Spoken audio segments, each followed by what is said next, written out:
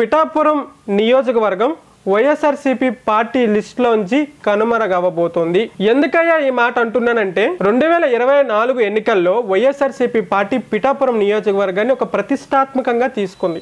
ఆ వైఎస్ఆర్సీపీ పార్టీలో ఉన్నటువంటి తలల పండిన నాయకుల్ని ఇన్ఛార్జీలుగా పెట్టి కాపు ఉద్యమకారుడు అయినటువంటి ముద్రగడ పద్మనాభం గారిని అక్కడ క్యాంపెయిన్లో దింపి చాలా సన్నాహాలు చేసినప్పటికీ కూడా వైఎస్ఆర్సీపీ పార్టీ విజయం సాధించలేకపోయింది.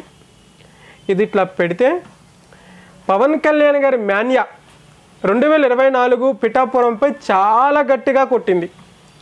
దాదాపు 70,000 మెజార్టీతో పవన్ కళ్యాణ్ గారు గెలవడం జరిగింది. గెలిచిన తర్వాత 2-3 సార్లు నియోజకవర్గం రావడం జరిగింది. ఆ పిఠాపురంలో ఇల్లు కట్టుకోవడం జరుగుతుంది. దానికి గాను వర్మ గారు సపోర్ట్ కూడా చేస్తున్నారు.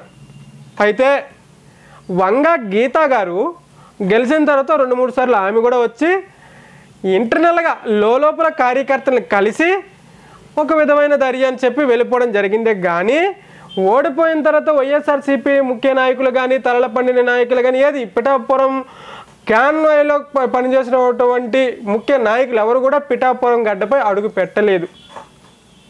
అయితే ఇదే సదునుగా జనసేన పార్టీ ఏం చేస్తుందంటే గ్రౌండ్ లెవెల్ నుంచి పని స్టార్ట్ చేసింది. ఎట్లా అంటే పులివెందల జగన్మోహన్ రెడ్డి గారి కంచుకోటల, కుప్పం చంద్రబాబు నాయుడు గారి కంచుకోటల, పిఠాపురాన్ని పవన్ కళ్యాణ్ గారి కంచుకోటలా తయారు చేసే విధంగా జనసేన పనిచేస్తుంది. అయితే ఇక్కడ ఒక పాయింట్ చెప్పుకోవాలి. ఈ పనిలో భాగంగా కొంతమంది వైఎస్ఆర్సీపీ నాయకులు జనసేన పార్టీలో చేరడానికి రెడీగా ఉన్నారు. అందులో భాగంగా పెండెం దొరబాబు గారు ముందు వరుసలో జనసేన పార్టీలో చేరడానికి రెడీగా ఉన్నారు. పవన్ కళ్యాణ్ కూడా చర్చలు జరుగుతున్నాయి అనే వార్త బయటకు వచ్చింది. అయితే ఇక్కడ ఒక చిన్న చిక్కుంది.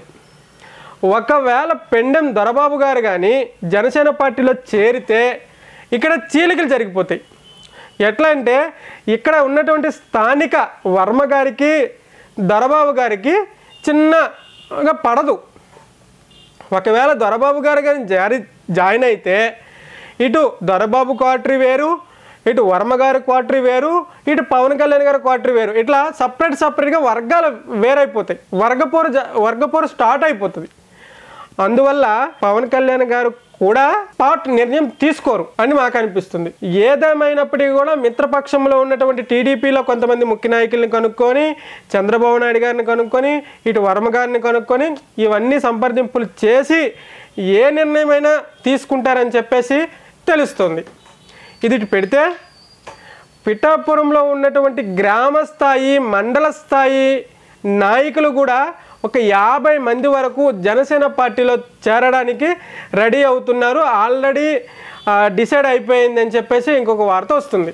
ఇవన్నీ పక్కన పెడితే జనసేన పార్టీ ఏ విధంగా ముందుకెళ్తుందంటే ఒకవేళ టీడీపీ పార్టీతో కానీ బీజేపీ పార్టీతో కానీ పొత్తు లేకపోయినా ఎప్పుడు నెక్స్ట్ ఎలక్షన్లో ఇది రాజకీయం బై ఎప్పుడు ఎట్లా ఏం జరుగుతుంది అనేది ఎవరికీ తెలీదు.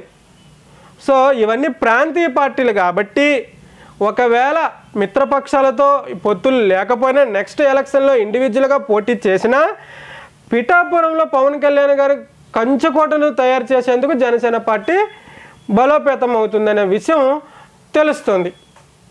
Thank you.